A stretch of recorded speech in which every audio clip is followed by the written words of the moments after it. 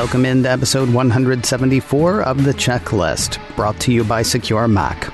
I'm Ken Ray. And I'm Augustrometer. 8 tips, count them, 8 tips to keep your iPhone tip-top. We'll do that and return to the nest. We're just so happy that you found this edition of The Checklist, brought to you by SecureMac. You know what I love doing on the Checklist by SecureMac, August? Singing? No, that's for the secret show that nobody knows about and that we don't do. No, I like doing a good checklist. And if it's a checklist from SecureMac, well, then the Checklist by SecureMac seems like a perfect place to do it. SecureMac.com, for people who don't go there, who don't visit it, is a cool site for, news and how-tos and occasionally lists like this one. 8 tips to keep your iPhone healthy and safe.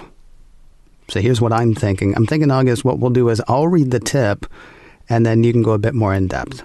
Let's do it. And then I want to hear you sing. Here's the thing. That could happen.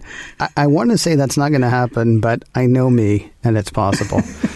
Let's definitely do the list stuff first, though. Number 1, don't just trust the App Store. First of all, Apple has a pretty incredible review process, and it's always evolving.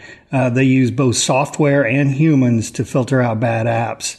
And, these are apps that don't work, apps that are doing things that are against Apple's guidelines, or apps that are just plain doing illegal stuff. But there are ways around the system, and so they can't catch everything. So just keep this in mind. Just because there's an app for that doesn't mean you have to have it. Try to do some initial research if you can, looking at whether or not the app's developers have other products in the App Store and what issues users have had with those apps. Always keep an eye on new apps to see how they're behaving and what sort of permissions they're requesting. If your weight loss app is constantly requesting location data or your new calculator wants to use your camera, something's not quite right. I will tell you, I hate how suspicious I am of the big craze apps as well. Like the one last year where it was like, oh, look how much older you'll look one day. It's like, well, first of all, no. But then also, that was the one, I can't remember what it was called now, but that was the one that a few days afterwards, like members of law enforcement were like, hey, by the way, don't put that on your phone because we really don't have any idea where these pictures are being shared to. It's crazy. And just be aware and be careful. Yeah, Professors Killjoy and Killjoy here for your safety concerns. Item number 2 on the list, enable automatic updates for safety. iOS is a really secure platform, but that doesn't mean it's 100% secure. Apple and developers are always looking for ways to improve iOS security. When they find a problem, Apple's usually pretty quick to issue a patch. Of course, that only helps if you've updated your operating system and your apps. If you're not checking all of the time, and honestly, most people aren't, you might miss important updates. That's why it's a good idea to set up automatic updates for your device. To do this, you go to Settings, and then General, and then Software Update, and then Automatic Updates, and toggle the switch to On. Newer versions of iOS should provide automatic app updates by default. But to double check, you can go to Settings, and then your name at the top of the screen, then iTunes and App Store, and make sure App Updates is set to On. And if you couldn't keep up with all that, don't forget you can always find notes for every show that we do, including this one within a day or two of the show coming out at securemac.com/checklist. Moving on to the next item on the list. Item number 3, back up to a Mac for privacy. Yeah, if you're concerned about privacy, consider backing up your iPhone to your encrypted Mac instead of to iCloud. And while iCloud backups are encrypted, they aren't protected by true end-to-end encryption. We talked about this a couple of weeks ago. If that worries you, back up your phone manually to an encrypted hard drive instead. And the best way to do this is start by using File Vault to encrypt your entire startup disk. Then back up your iPhone using its charger cable to connect it to your Mac.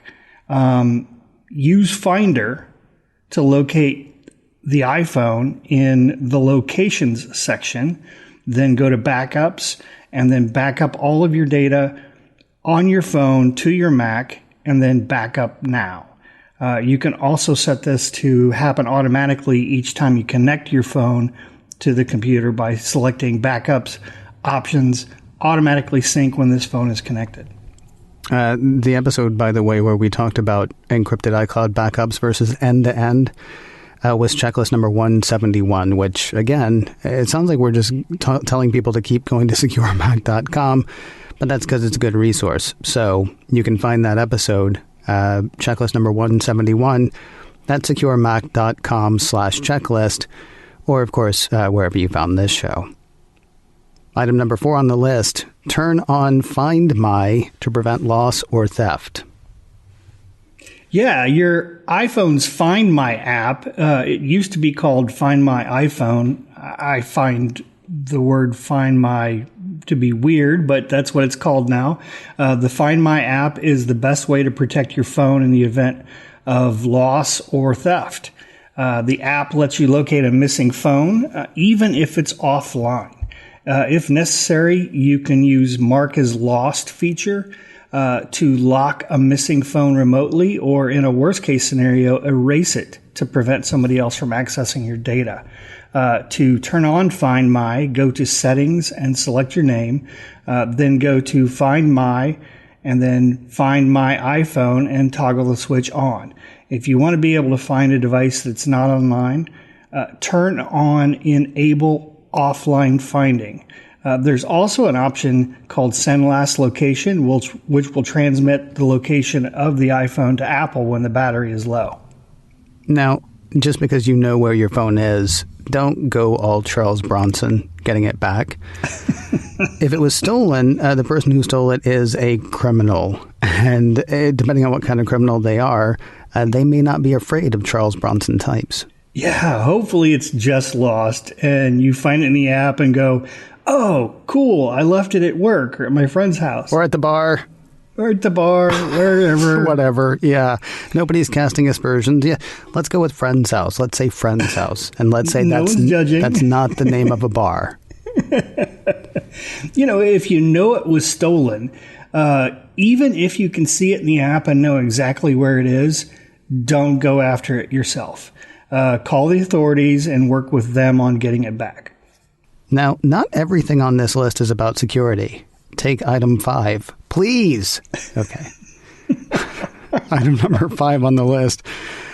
Delete apps and clear storage for better performance. Just like a regular computer, the little computer in your pocket can start to slow down if you fill it with unused apps and too much data. Each app on your phone takes up a bit of memory, and a lot of them use your phone's CPU to run processes in the background when you're not using them.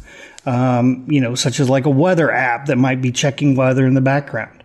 While any one app won't cause a problem, a lot of apps doing that can steal your iPhone's processing power.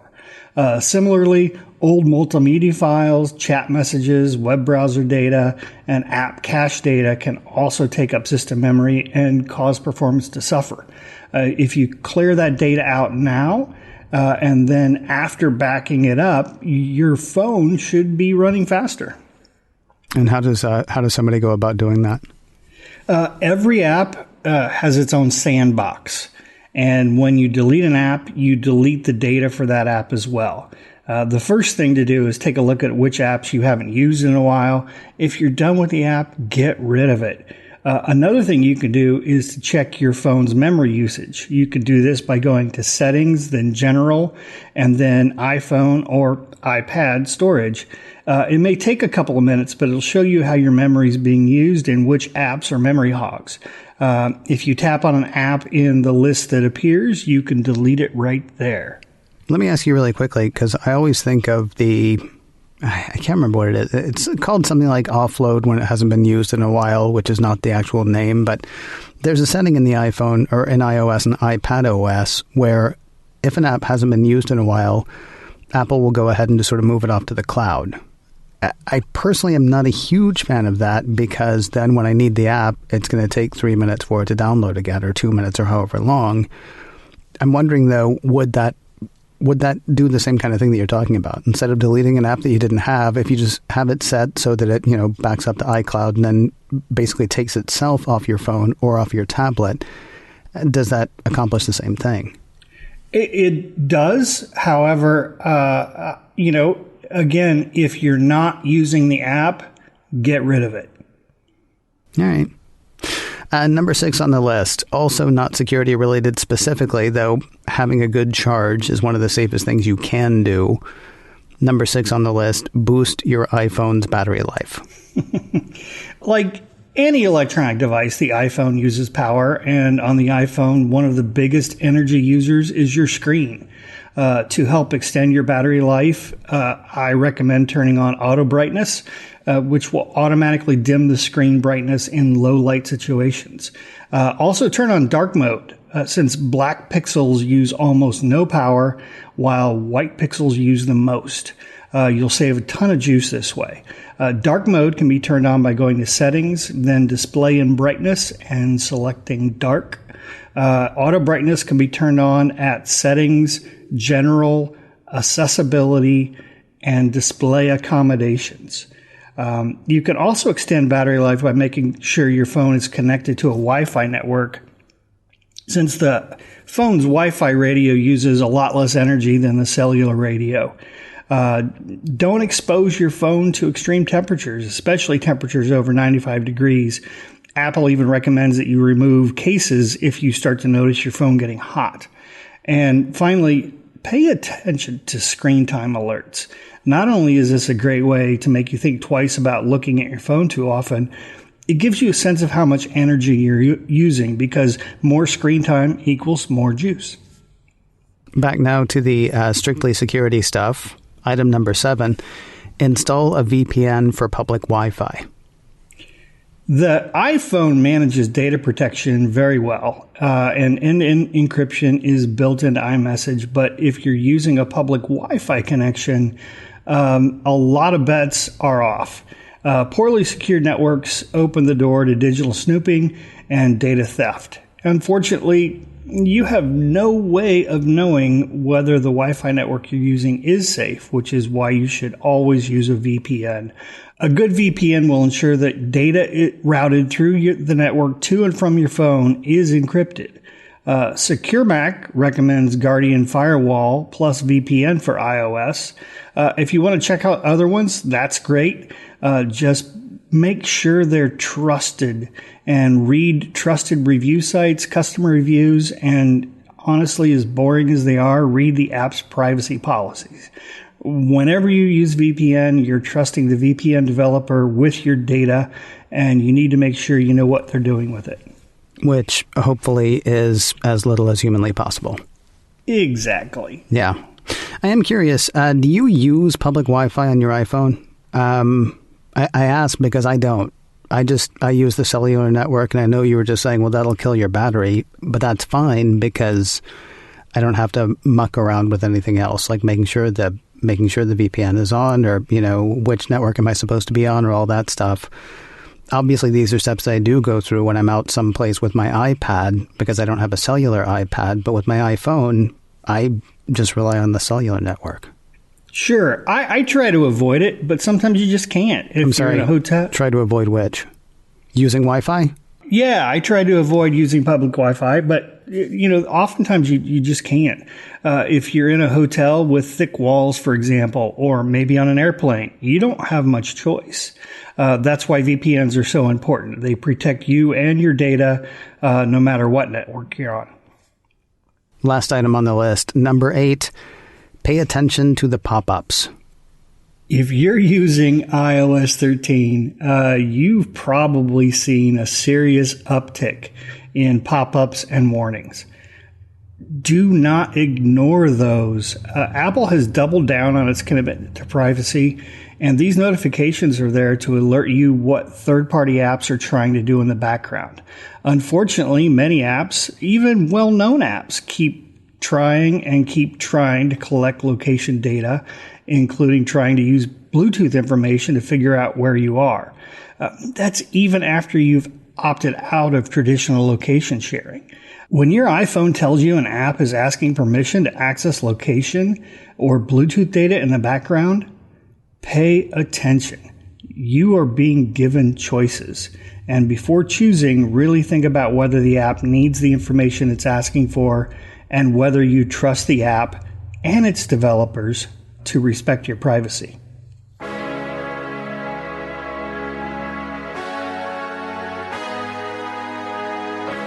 We're heading back to the Nest in a moment, but first a word about MacScan 3 from SecureMac.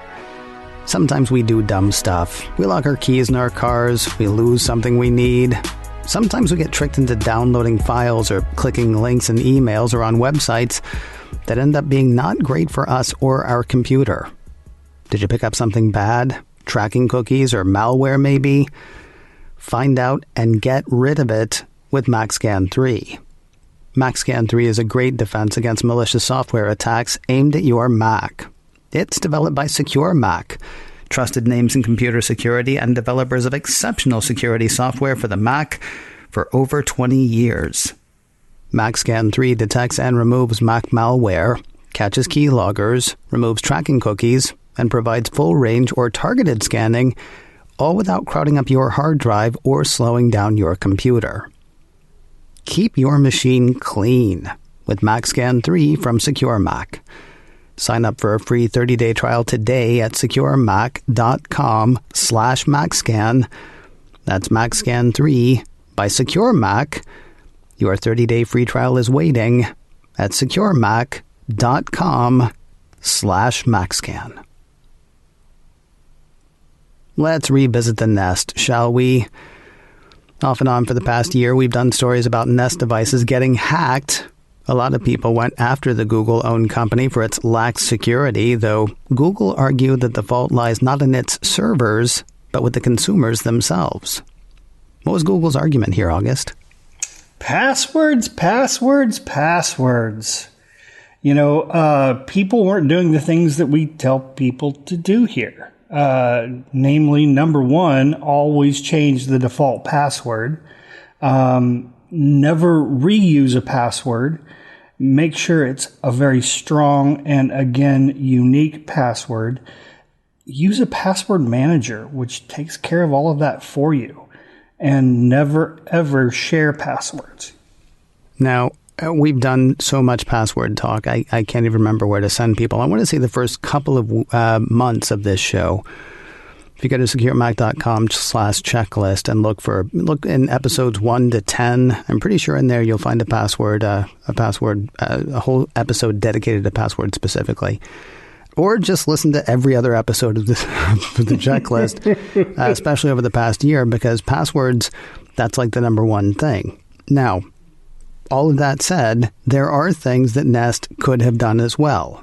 They could make password requirements incredibly stringent. Of course, that could or would lead to a bad user experience if the user isn't using a password manager, which a lot of users are not. Was that in your list, by the way, use a password manager? Yeah, it was. Okay. I'm trying to think, though, is there anything else that Nest could have done, August? Oh, boy. I'm thinking two-factor authentication. Two-factor authentication. Okay, now, what is that? Two-factor authentication is basically a second piece of information or a code generated on the fly when you try to log in. You'll either get it as a text message or, better yet, through an authentication app like Google Authenticator, and you type it in like a password. And of course, that just scratches the two-factor authentication surface. August and I actually did a pretty in-depth episode on two-factor authentication last year. Checklist number 139, 2FA 101. And I could tell you where to find it, but I've said the name of this. Oh, okay, I'll do it again. SecureMac.com/checklist. Now, here's the good news for Nest. A lot of people aren't going to like it, but really, this is good news. Engadget says Google's Nest has announced that as of this spring, it will require email-based two-factor authentication for everybody who hasn't previously enabled the feature or migrated to a Google account. I don't honestly remember us talking about this one specifically. What does that mean, email-based two-factor authentication? Or really, how does that work? Well, instead of texting you a code, it's sent via email, and that's a nice first step, but really they should use texting or an authentication app, and I find it weird that a Google-owned company isn't asking people to use Google Authenticator. Well, I kind of understand that, though, because it might look like a power play from Google. I mean, first of all, there are probably a lot of people who don't even realize that Nest is owned by Google. I know that's kind of strange for us to think about because, we either pay attention to or actually work, with tech news stuff. I can see why Google wouldn't want to require that. At the same time, the email thing does just seem kind of odd, especially if, people are reusing passwords. Right. Their email's about as safe as their Nest was. Now, Engadget does say that the use of email-based 2FA reduces the chances of somebody hijacking your smart home setup, even for more ambitious intruders who might use SIM swapping to intercept SMS-based two-factor sign-ins. Like I said a minute ago, though, if you're still reusing passwords, Don't do that. Yeah, don't do that. That's pretty much what we're saying. I'm curious, for you personally, does this change make Nest products safe enough for you? I mean, let's do two ways. First of all, for you personally, like for you to own one, and then does it make you feel better about other people owning them? Well, the proof, as they say, is in the pudding, but Nest doesn't have such a great track record right now. So I'm staying away until I'm more certain no one can hack my system. And as far as others owning them, well, I wish you luck. Do me a favor. It's not just because you're an Apple fan, an Apple enthusiast. You do feel better about things that are actually HomeKit enabled, correct? They seem to be a little safer, but, they have their own problems too. If somebody hacks into your network, then they have access to all of those devices. So it goes back to passwords and changing the default password, strong, unique passwords, all of that good stuff, even on your router. Yeah, give me a 2, give me an F, give me an A. Exactly. Hey, if you're looking for more security news and how-tos, the place to look is SecureMac.com/checklist. There you'll find notes for this show. Have we mentioned that website? I can't remember. Boy, it's been so long. It's been a few seconds. You'll find notes for this show. You'll find notes for all the shows that we've done. And, of course, you can listen to every episode of the checklist right there as well. The place for all that and more, SecureMac.com/checklist. If you have a question you'd like to ask or a topic you would like to hear us hit, our email address is checklist@securemac.com. That address again is checklist@securemac.com. And if you can't remember that, please do remember this. You're listening to The Checklist, brought to you by SecureMac. And we'll talk to you next week.